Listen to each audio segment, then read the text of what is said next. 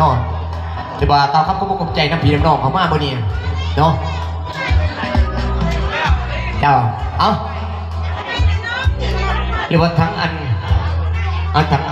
อาจารย์สมพงษ์พุทธกันทั้งพ่อเฒ่าพุทธกันเนาะ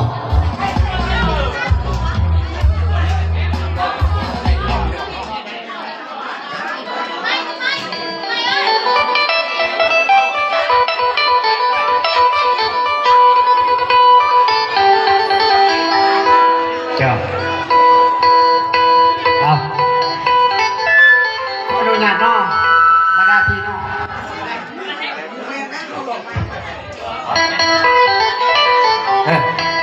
เอาขออนุญาตน้องบรรดาพี่น้องพ่อแม่พี่น้องทางทรงกรรมทรงขายเพราะว่าภายยิ่งและภายซ้ายพี่น้องดอกแก้วเนาะเพื่อนมิตรสนิทสนมที่ไปมาร่วมงานในมื้อนี้